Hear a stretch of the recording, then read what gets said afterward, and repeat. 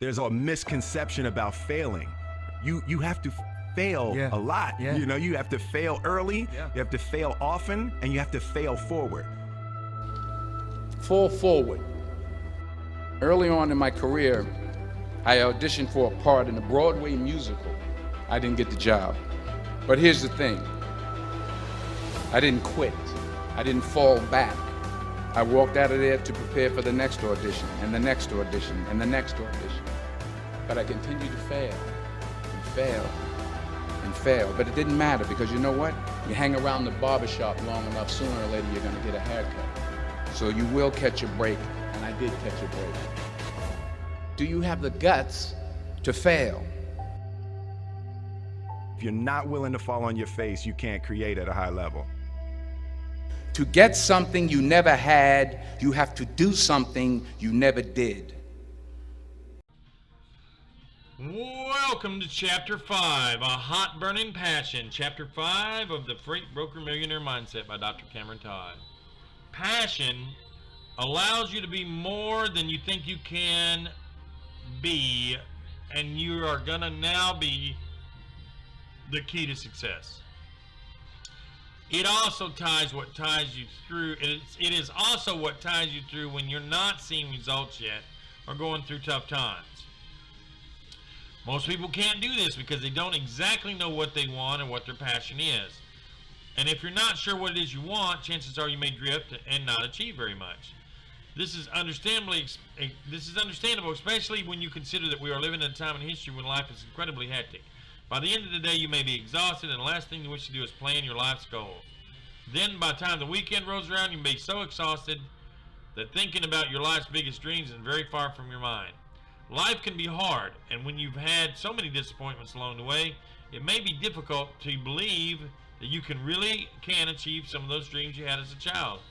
The great thing, though, is that it's very easy to discover what you want to achieve in life, even if it's right now you're not sure what you want. When you know what you want in life, you're much more likely to achieve it. Many people know exactly what they want and achieve their goals as a result. In a moment, I will share with you a simple technique that will help you to quickly uncover the goals that will be most meaningful to you. Disappointments and setbacks. It's rather sad that by the time many people reach their 20s, they've had so many disappointments and setbacks, they literally close down their ability to dream big.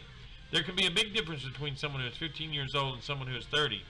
Often, when we're still young, life can seem full of amazing opportunities, and we can be excited about the future. Yet, 15 years later, we may have had the stuffing literally kicked out of us by the harsh realities of life. Careers that went wrong, relationships that didn't turn out as we expected, illnesses, and all sorts of other disappointments. This is all part of growing up and learning that life's not always a bed of roses. Our challenges can enable us to perform sweeter, wiser, stronger, and more capable individuals. Or they can cause us to become disappointed, disempowered, and delusions. Have you ever felt this way yourself? I imagine you probably have, as most people do at some point in their life. In fact, my own experience is that most of the people I've met over the years feel disempowered and delusions by life to the very significant extent. It is these disappointments that condition us to expect even more challenges in the future. And sadly, we often experience what we believe may happen. In step 7, you will learn powerful new ways to overcome your self-limiting beliefs so that you can start dreaming big again and start making exciting plans again for the future. For the moment, let's look at where you are right now. If you know exactly what it is that you want to achieve, I congratulate you because you're one of the very few that knows what they desire. On the other hand, if you're like most people, you may not know exactly what you want. You're probably not consciously aware of your life's biggest goals. However, I'm happy to say that you can fix this, and it's so simple that you may even wonder how you never thought of it before. Do this exercise. Discover what you want from life. To start figuring out what you really want from life, do this simple exercise. Step 1. If you want to discover what you really want from life, all you need is a look at your life right now and write down all the things in your life that cause you to suffer. All the things that create pain for you on some level. This could include things such as your relationship, your career, your income, your finances, your health, your family, your current abilities, your weight, your emotions, your level of happiness, and a wide range of other issues. As human beings, we're all very similar, and therefore I'm pretty certain that there are many things in your life right now that you're not particularly happy about. Things that you really do want to change. The next step is number 2. The next step is to convert those problems into concrete goals. All you need to do is convert each one into its complete opposite. For example, if you always seem to experience unhappy relationships, then you can create a goal, start having deep, fulfilling, lasting relationships from now on. On the other hand, if you find your career unfulfilling and are yearning for a change, then it's easy to create a powerful new goal, and that by 6 months from now you'll be working in a job that you'll find both exciting and deeply fulfilling. Likewise, if you always seem to be broke at the end of each month, or if you are unhealthy or dissatisfied with any area of your life, you can easily create goals to achieve the opposite of what you're currently experiencing. Simply for the reasons you're currently suffering from each of these areas of life means you can transform them into goals and make them very powerful. Goals that will motivate you to create the change that you want to see. It's really quite simple, isn't it? Absolutely anything that has been causing you to suffer, especially if it's been going on for a long time, can be converted into its opposite to create a powerful new goal. Here is the process chart to clarify the exercise. At this point, you may believe that it's impossible to change. I think we found earlier that change is all a matter of perception.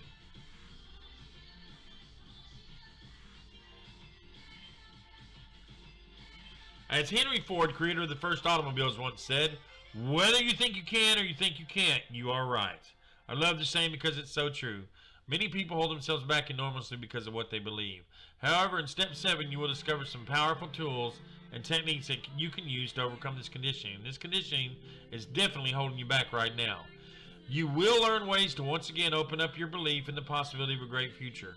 We will work together to bring you back to the point that you were in your childhood, where you truly believed anything was possible, where you were excited about the future and you could hardly wait to get started. Let me reassure you, you can achieve virtually anything you want in life, providing you set clear goals and take the right actions. And start using the strategies and tools that you'll discover from this chapter onward. Wants and needs. In Napoleon Hill's classic book, Think and Grow Rich, he explains the importance of summoning up a deep burning desire to achieve your goals.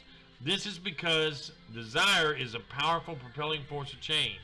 We all have desires, and desires can be highly motivating, but desires can also get completely out of control, and they can literally drive us in ways that are detrimental to us. A deep desire to help other people can literally change the world. On the other hand, the constant desire for more and more money and material possessions can be very destructive and completely unfulfilling if not kept in check. Desire can be a very powerful creative force, and without it we could not live. It is desire that makes you get out of bed in the morning to eat, sleep, and work to pay for everything that you consume and to look after your loved ones. Even your ability to watch a movie, to read, to relax, or to listen to music is a fruit of your desire. Your entire life is the expression and reflection of your desires. Desire in and of itself is neither positive nor negative. It's completely up to you whether it becomes creative or destructive. To avoid it and becoming destructive, you need to understand the difference between what we want and what we need for our happiness and well-being. You need to realize that needs are completely different from wants. There are all sorts of things we truly need in life. We need food, clothing, shelter, fulfilling relationships, security, exciting new experiences, and a whole range of other things. A need is something that we have in order to live in a way that enables us to truly enrich our lives, and that may also possibly be contributing to other people's happiness. It is something that's not necessarily emotional, but it supports our life at a very deep level. Wants are things that you don't truly need, things you can survive without, or that don't make you truly happy. For example, you may want a big house, expensive cars, a life of abundance, and endless free time. However, do you honestly need those things to be truly happy? If you achieve goals such as these, there is no guarantee you will find any of them to be truly fulfilling. For example, you may want to work far less and have twice the income. You could have this desire so that you can free up your time and have the money to travel the world and experience new things. This is truly a great desire, and one can definitely contribute to your long-term growth, happiness, and fulfillment. On the other hand, you may have exactly the same desire because you hate your work or simply because you're lazy and you prefer to do as little as possible. I discovered this myself a long time ago when I started to taste the material benefits of success. I started spending a lot of money on top of the range cars and sorts of fun boys' toys. At first, it made me feel successful, but I quickly realized that I didn't have a need for those things, and I didn't need those things to feel the success inside. I discovered that the excitement of having such things didn't last very long. In fact, I found that they didn't contribute much to my life or my happiness in any meaningful way. You can feel rich and successful right now without having any trinkets to prove to yourself that you're rich and successful. Now, please don't get me wrong. I'm not saying that you should pretend to be rich and successful when you may not be so at this moment. I'm definitely not saying fake it till you make it, as that can make you go broke quite quickly. What I am saying here is that it's important to start working on overcoming low self-esteem and gradually working yourself on improving your self-value. The amazing thing is that when you do this, your environment will start reflecting that inner change, and you will encounter external opportunities that will enable you to improve your finances and increase your material benefits. So, whenever you create any really big goal for your life, it's important to discover a big why. The true underlying reason why you want to achieve that goal, and to be deeply honest with yourself. When you uncover your big why, you will have an awesomely powerful, motivating force that can drive you in exactly the direction that you both want and need. When you desire something, it's important to ask yourself whether you really need that thing or whether you just want it. Try to figure out whether you're just avoiding some form of interchange or lack of self-esteem. You need to ask yourself, do you need it in order to achieve something truly worthwhile and something that can also contribute to the happiness of others? It's also really helpful to look at the desires in this way, especially if you are creating really big goals for your life. So when you think you want something, or when you're setting goals, remember to ask yourself, do you really need it? Or do you just want it to avoid something else? Do this exercise, how to discover your big why. If you'd like to know whether you just want something or whether you really need it to achieve your life's overall plan, this is an exercise that can be very revealing. Write out each of your goals and add the words "so that" after each one. Next, fill in your reason after the words "so that," and this will bring you even deeper. Keep on going deeper by adding the "so that's" until you discover your single motivation for your goal. Example goal, to work half the time for twice the income, so that I have more free time and I can do whatever I want. So that I can learn new things and experience more life. So that I can discover what I like doing best. So that I can start spending more of my time doing things that I love. So that I can experience more excitement and passion most of the time. So that I can live my life to the fullest. So that I can be deeply happy and truly fulfilled. So that I can be positive influence on others, so that they can achieve their goals and become happy too. The big why for this goal, in this case, your goal could be to work less, make more money, and have more free time, so that you can help others achieve their goals and become happy too. Here is a process chart to clarify that exercise. When you drill down through each of your goals like this and get to the big why, you will become fulfilled with a deeper sense of purpose, connection, energy, and passion. It's these feelings that we are after here, because they will help you enormously in transforming your goals into reality. In the fastest way possible, a goal that is fueled with a burning desire or a powerful motivating force behind it is truly unstoppable. On the other hand, after doing this exercise, you may find that some of the goals don't really have a big why at all. They're not as meaningful as you first believed them. You may discover that these goals are just helping you to avoid something that you don't really want to face. You need to make sure to do this exercise fully, because it can help you avoid wasting a lot of time and energy on goals that are not as important as you first believed them to be. It can also enable you to inject a lot of passion and energy into goals that you discover are truly worthwhile, and this greatly speed up your ability to achieve them. What is your passion?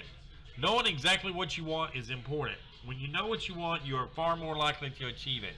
You have been conditioned. Your disappointments and setbacks have conditioned you to expect a mediocre life. What you expect then limits what you can achieve. Discovering what you want is easy. Write out a list of all the dissatisfactions and frustrations in your life. Converting these into their opposites can create powerful goals. Wants and needs. You may want something because it enables you to avoid something you don't wish to face, whereas a need is something that can truly improve your life. Your big why. By using the big why technique, you can drill down to discover the single underlying motivation behind your goal. Final case study for Chapter 5. Apple founder Steve Jobs. Do you know that he was kicked out of his own company by the board over his own personal visions and how he was running the company? It clearly sounds discouraging and cruel, but not for Steve Jobs. Jobs believed in his vision and knew he was going to continue believing and acting towards what he liked to do. After he got kicked out, he ended up starting a new startup computer company towards what he liked to do. Next, which developed a next generation operating system, arose to become the CEO of Pixar, which turned small animation studio into a global animation organization with massive fame and eventually redeemed control of Apple. The people who believe in themselves and their vision don't care about being knocked down or even getting failed. They know that they can rise from zero again due to their mastery of the process of achieving. He took his failure as getting kicked out of his own company in a positive way, helping him to gain more experience in other companies. He made Apple one of the greatest companies of all time, and his story of self-belief is history. That concludes Chapter 5 of the Freight Broker Millionaire Mindset. This is Dr. Cameron Todd saying make it a great day, and I'm looking forward to Chapter 6.